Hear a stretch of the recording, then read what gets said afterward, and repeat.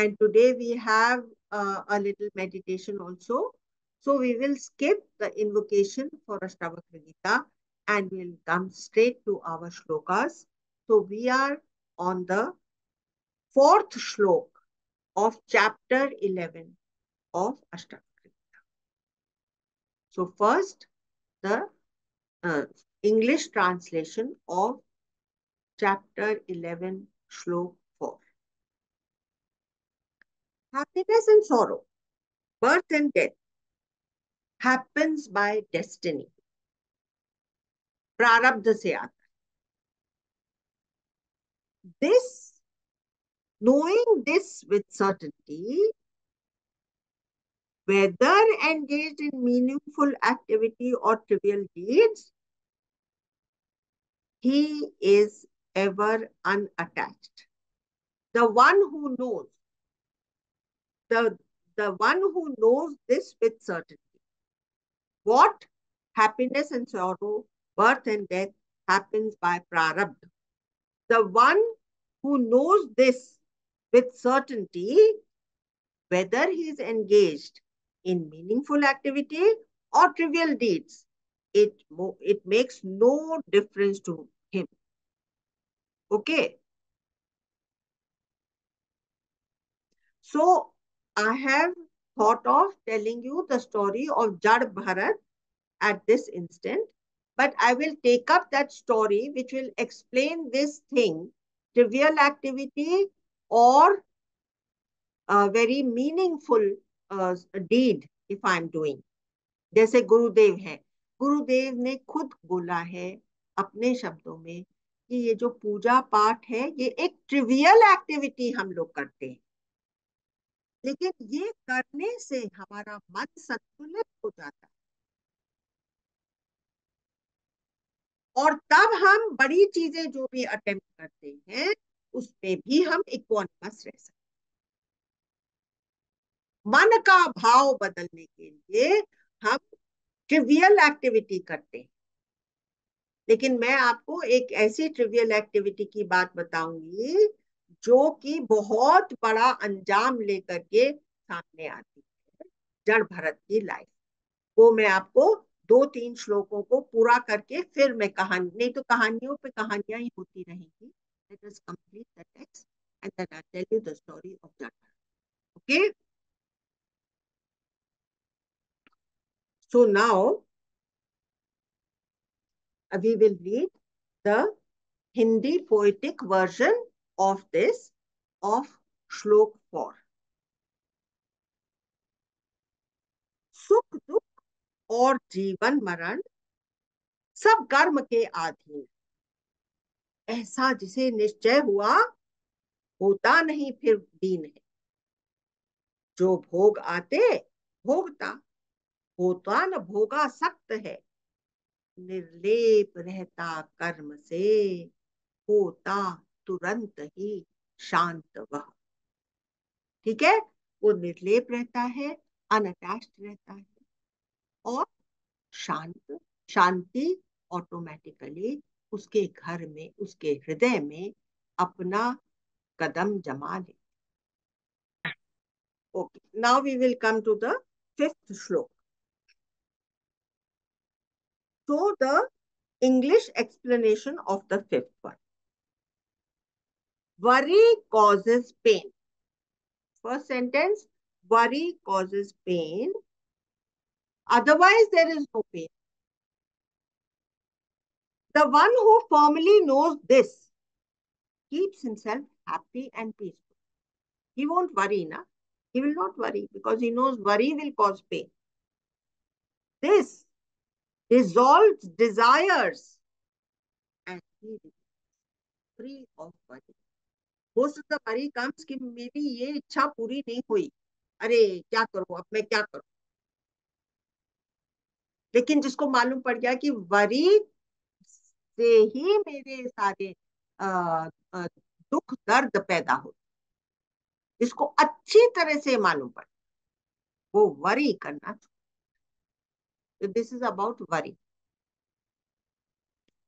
Upon examining, one will find that the root of all this is doership.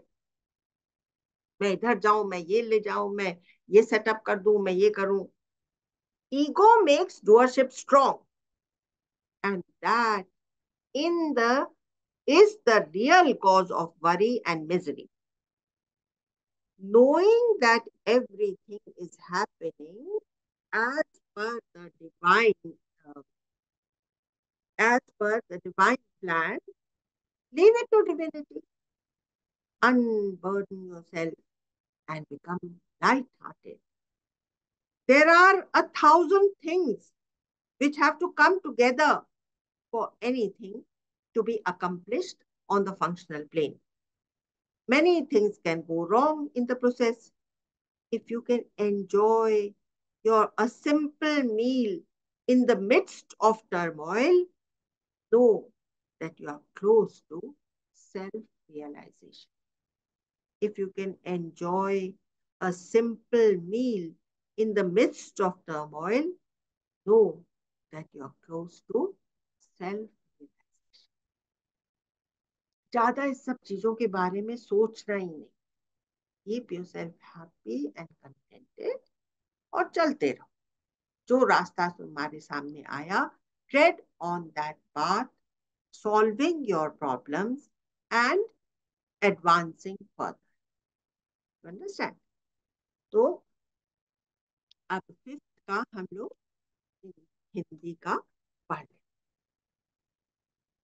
चिंता चिता समान है, चिंता से दुख उत्पन्न है, ऐसा जिसे निश्चय हुआ, रहता वो सुख पूर्वक सदा.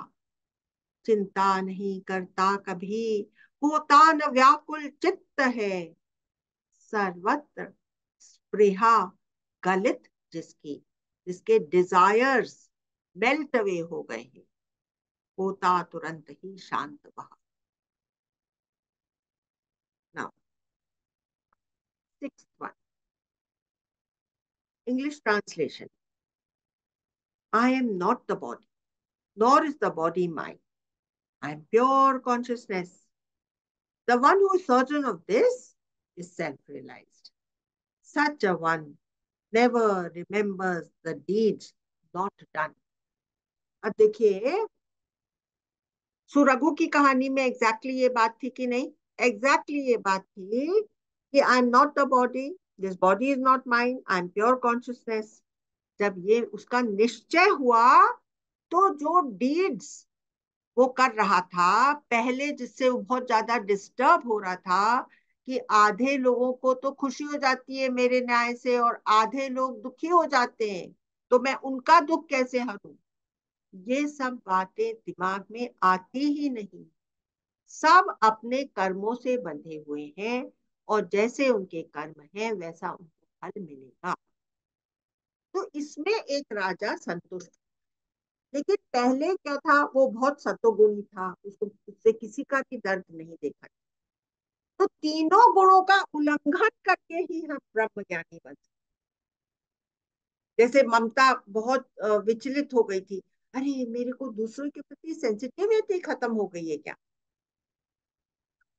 ऐसी बात नहीं है, करने जैसी चीज वो कर रही थी, लेकिन यहाँ पर पीड़ा, यहाँ पर दर्द, यहाँ पर कांटा नहीं चुभ रहा था.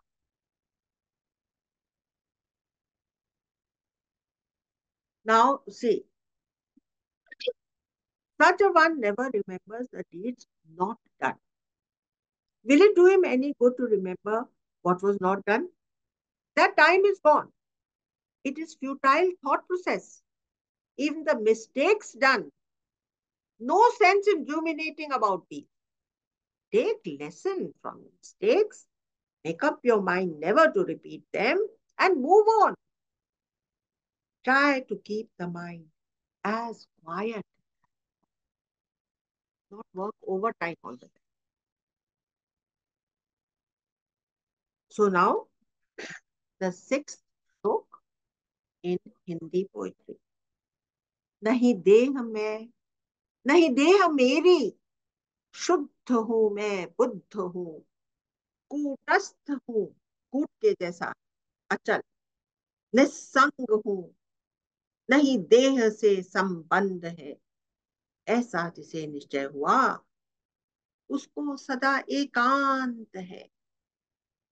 बस्ती भले जंगल रहे होता तुरंत ही शांत। चाहे वो बस्ती में रहे या वो वीरान जंगल में रहे, उसके लिए कोई डिफरेंस नहीं है। He is with his own peace and tranquillity.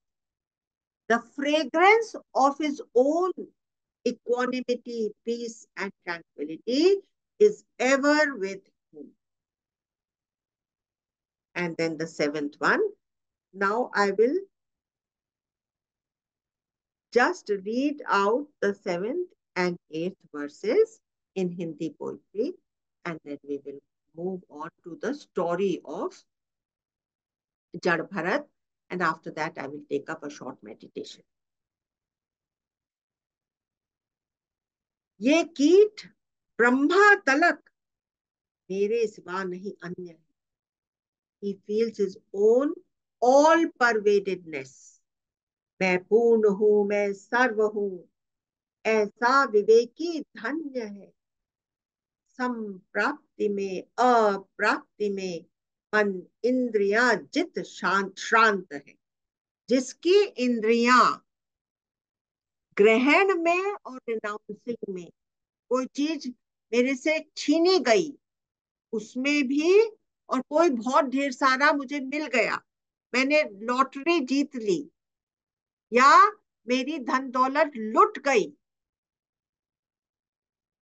क्योंकि मेरी लाइफ तो मैंने सिंपली रखी है ना. ना तो मुझे बेशुमार धन की जरूरत है, ना तो मुझे कोई फर्क पड़ता है कि अगर एक ही दिन में सारा धन चला जाए. और लक्ष्मी को कहा है, लक्ष्मी तो चंचला है, आज है किसी के पास और कल को नहीं है. थर्ड जनरेशन में तो लक्ष्मी उस परिवार को छोड़कर चली ही जाती है. मालूम है आप लोगों को? क्योंकि by then the children have become such that they don't care for the wealth, they don't look after their wealth, and therefore they are bound to lose it. And now the eighth verse. आश्चर्य में है विश्व, फिर भी वस्तुतः कुछ है नहीं. It's full of wonders. This world is full of many wonders.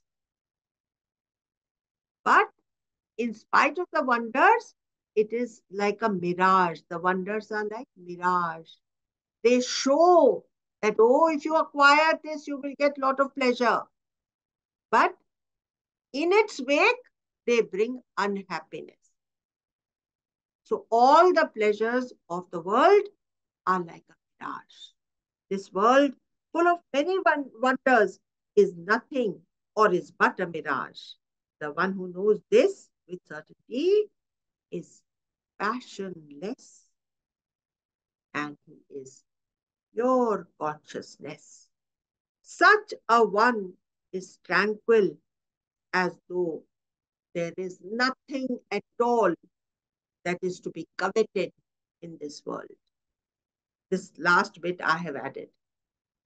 As though, जो ईशावास्य उपनिषद का पहला श्लोक है, you do not covet any wealth when you have known the futility of all pleasures. What are you going to covet? You understand? आश्चर्य में है विश्व, फिर भी वस्तुतः कुछ है नहीं. ऐसा जिसे निश्चय हुआ उसको नहीं है भय कहीं. निष्काम आत्म राम को रहता न कुछ भी चिंत है. बोध रूप निश्चिंत जो होता तुरंत ही शांत है. वो तुरंत ही शांत होता है. जैसे कि सुरघु का हो गया, और पारिक उससे पूछता है कि भाई तुम्हारा मन अब ऊपर नीचे नहीं होता है. बोला कि जब मैं जान ही गया हूं कि ये सब कुछ है ही बेकार, तो फिर मेरा मन क्यों ऊपर नीचे होएगा.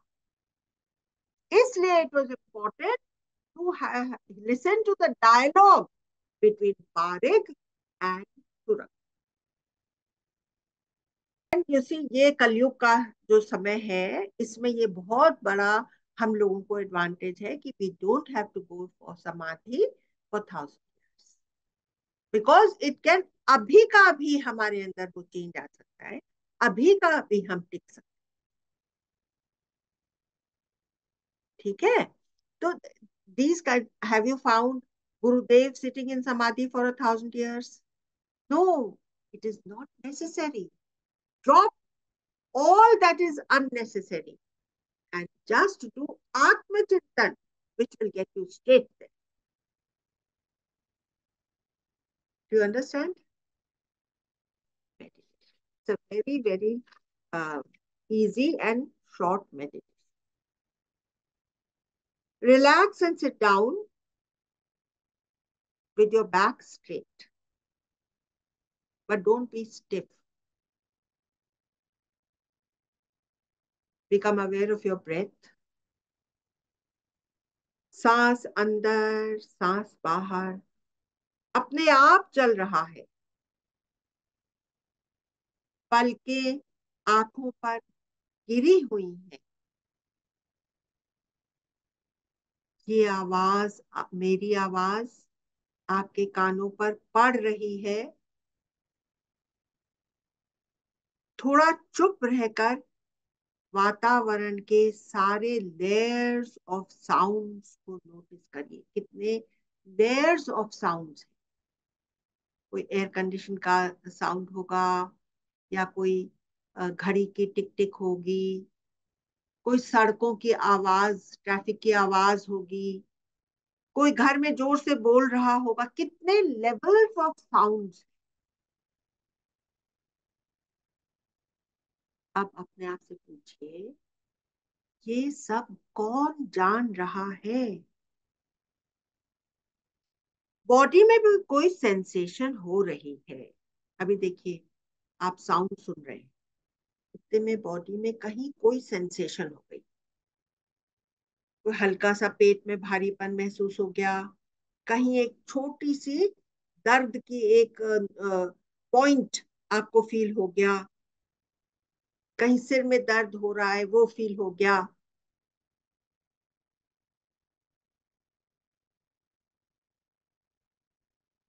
कोई तरह का डिस्कम्फर्ट आपको अपने पैर या हाथ में फील हो रहा है। ये सब किससे मालूम पड़ रहा है? हमारे शरीर के सारे ऑर्गन्स अपना अपना काम कर रहे हैं।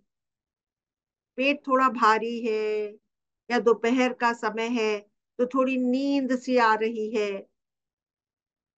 यह कैसे और किसको ज्ञात हो पा रहा है, मालूम पड़ पा रहा है? एक overall feeling of well being, या डिस ईज, ईज की फीलिंग किसे समझ में आ रही है? कौन जानता है कि मैं हूं? आपकी बॉडी के 37.5 ट्रिलियन सेल्स को किसने बताया है कि उनका क्या रोल है?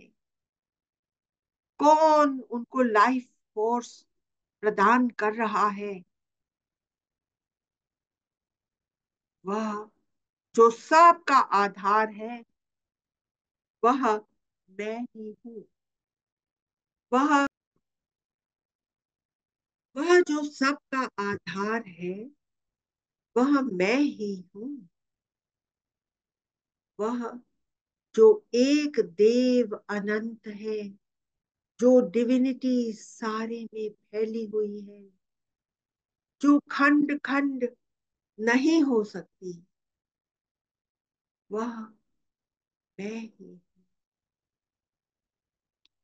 इस डिविनिटी को ऑब्जेक्ट करके नहीं जाना जा सकता, केवल जिया जा सकता है। You can only B it. दस यू आर दैट। तत्त्वम असि। जब गुरु बतलाता है तो वो कहता है तत्वम असि। जब हम अपने आप इस कंक्लूजन पर पहुंचते हैं तो हम क्या कहते हैं, अहम ब्रह्मास्मि, यह मेरा अपना एहसास।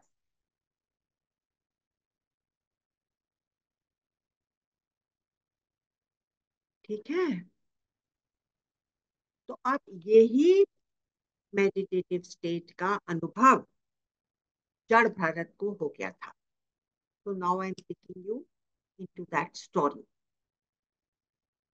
तो जड़ भरत एक्चुअली, ये भारत देश जो है, ये इसी, ये जो जड़ भरत कहलाता है, ये एक्चुअली राजा भर्तृहरि का दूसरा जन्म। भर्तृहरि ऋषभ के पुत्र थे और उन्हीं की, वो भरत की लीनियज से आए थे। शकुंतला, दुष्यंत, फिर राजा भरत, फिर ऋषभ, फिर भर्तृहरि, और फिर जड़ भरत के रूप में उन्होंने अपना सत्व या आत्मा रियलाइज करा था। तो मैं उसकी कहानी बताती हूँ, जो कि छोटी चीज करते हुए भी वैसे ही प्रसन्न रहते थे जैसे कि कोई बड़े काम में लगे।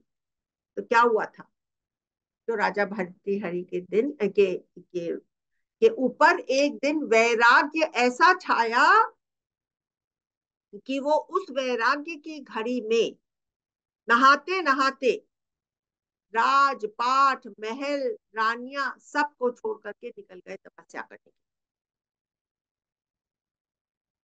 और वो हिमालय की पहाड़ियों में गंडक नदी के पास किनारे बैठ करके अपनी तपस्या साध रहे थे। तो क्या देखा कि एक हिरनी आई उधर से, वो पूरी गर्भवती थी, और वो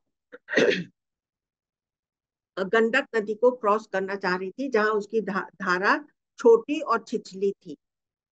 तो इतने में एक शेर की दहाड़ हुई, तो वो बेचारी इतनी जोर से डर गई कि उसका गर्भ उस पानी में ही गिर गया। और वो उस डर और वो पीड़ा के मिले जुले इफेक्ट के कारण जब तक वो उस पार पहुंची तो उसके प्राण पखेरु उड़ गए थे। अब क्या हुआ, अब इस भर्तृहरि ने उस हिरण को, अभी अभी पैदा हुए हिरण को, उस ठंडे पानी की नदी, इमेजिन हिमालय की तलहटियों में जो नदियां बहती हैं उनका पानी कितना ठंडा होता है, उसमें उसको पड़ा देख करके उनका दिल पसीज गया और उन्होंने उसको उठा लिया। उठा लिया, लालन पालन करा, ये सब तो ठीक था, क्योंकि आदमी का दिल तो पसीजना ही चाहिए, उसको सेंसिटिव होना ही चाहिए। लेकिन उनकी भूल क्या हो गई कि उन्होंने वो ये सोचने लगे कि मैं ही तो इसका सब कुछ हूँ, मैं ही इसका पिता माता। तो उसको दूध पिलाना, उसको हृष्ट पुष्ट बनाना, उसको खाने को देना, फिर वो हिरन भी अपना प्यार जब उनके ऊपर जताता था, उनकी पीठ को खुजलाता था, ये सब चीज उनको बहुत ज्यादा भाने लग गई। तो एक दिन, तो ये तो एक दिन जब इसी के प्यार में एक दिन राजा भर्तृहरि ने अपना अ, सांस छोड़ दिया, शरीर छोड़ दिया। और क्योंकि वो इसके ही सोच में मरे थे, तो अगले जन्म में वो एक हिरण हो गए। और जब वो हिरण हो गए तब उनको याद रहा कि उन्होंने तो इतनी तपस्या करी थी और अपनी भूल की वजह से वो हिरण हो गए। तो उन्होंने उस जंगल में जब आग लगी तो वहां से वो भागे नहीं, बोले कि मैं अपने प्रारब्ध भोग लूंगा, ऐसी आग में जल जाऊंगा, और मैं इस बात को हमेशा याद रखूंगा। अगला जो मुझे जन्म अगर मनुष्य जन्म का मिलता है, तब फिर मैं अपनी उस जन्म को मैं पूरा इस्तेमाल करूं। तो वो एक बहुत ही अच्छे ब्राह्मण परिवार में पैदा हुए और उनका नाम भरत वहां पर पड़ा। अब क्या हुआ, अब इनको तो ये अपने आप को एकदम रोक करके रखते थे, कुछ करते ही नहीं थे कि कहीं मैं फिर से कोई चीज में पड़ ना जाऊं, अटैच ना हो जाऊं। तो उनके पिता तो उनको संभालते थे।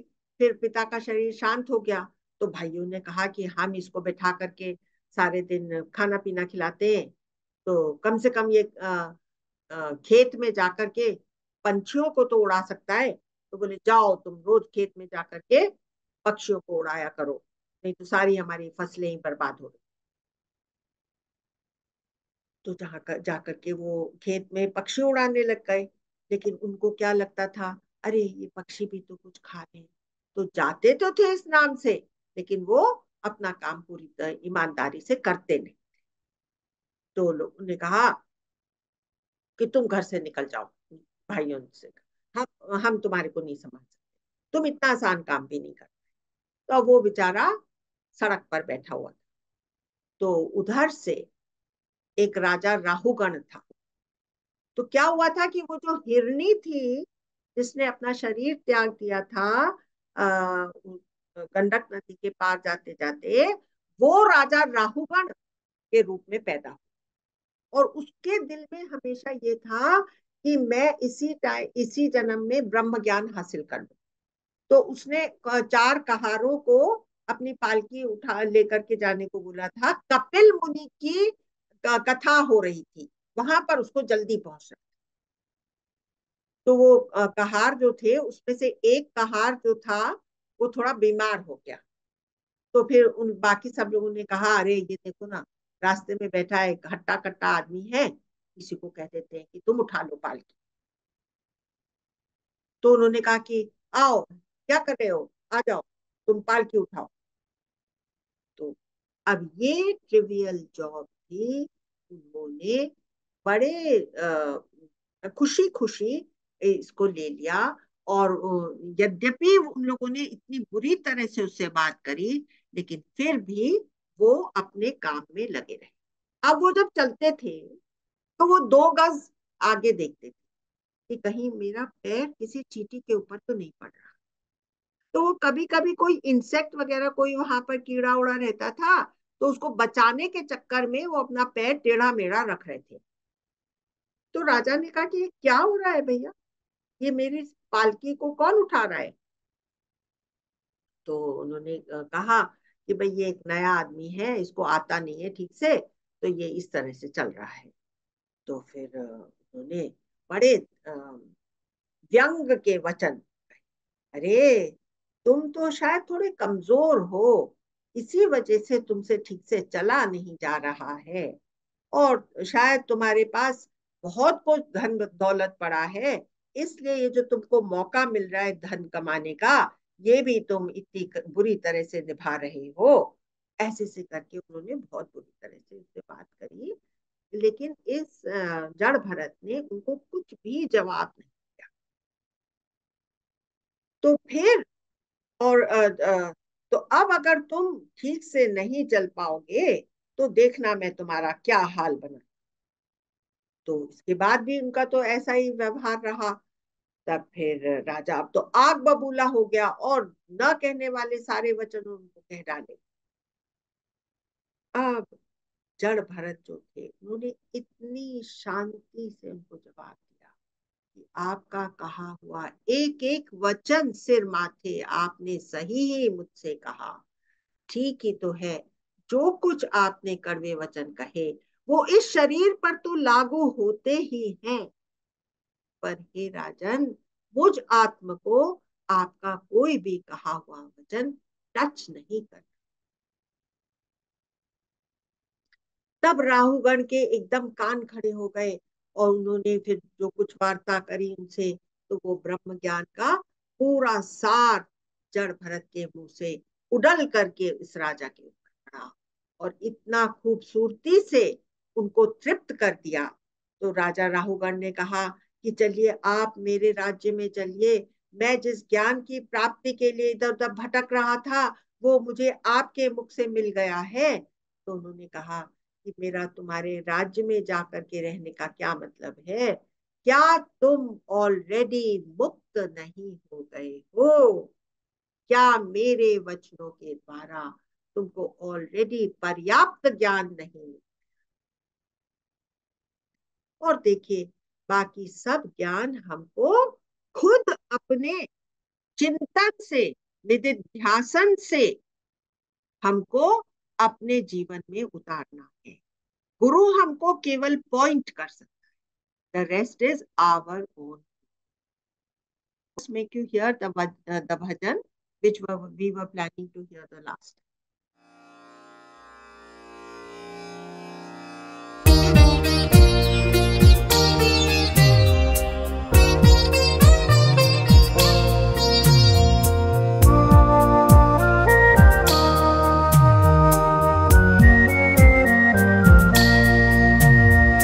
अनंत बोध के सागर में ये डूबे और सजग होवे, सपने की दुनिया को छोड़े चेतन से गठबंधन होवे। अनंत बोध के सागर में ये डूबे और सजग होवे, सपने की दुनिया को छोड़े चेतन से गठबंधन होवे। अनंत बोध के सागर में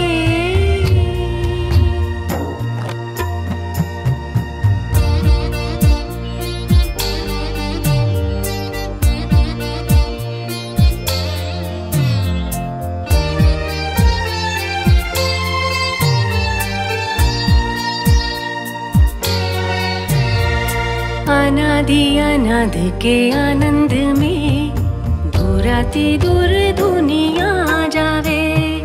ब्रह्मरंध्र के बिंदु पर चेतनता खींच कर टिक जावे, चेतनता खींच कर टिक जावे, टिक जावे।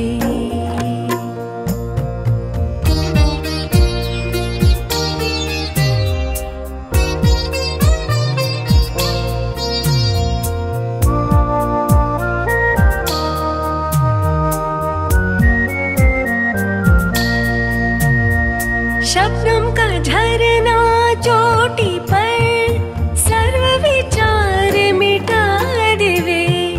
शब्दों का झरना चोटी पर सर्व विचार मिटा देवे। गम प गम रे सनी, गम प गम रे नि सा, गा रे सा गा रे सा मा।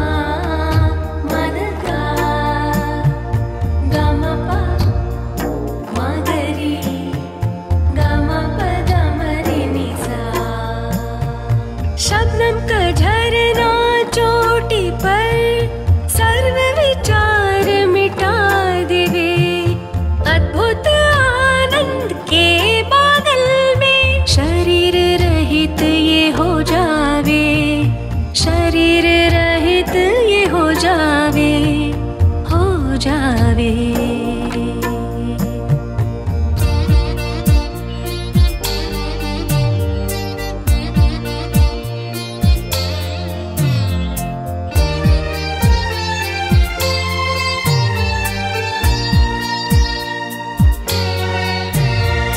पलक उठाते नहीं उठती, सांस क्षीणता को पावे।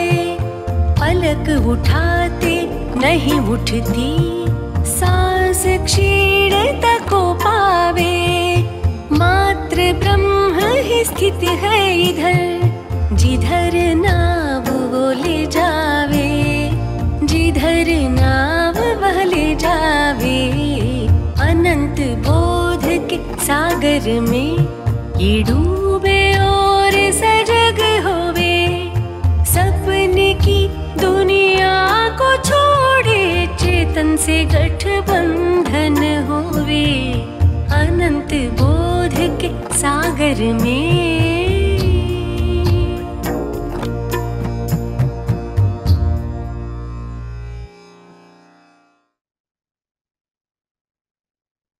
now I would like you to share some of the thoughts which are running in your minds or what you have liked in today's satsang, so that you yourself can be more established in this bhav of self-realization.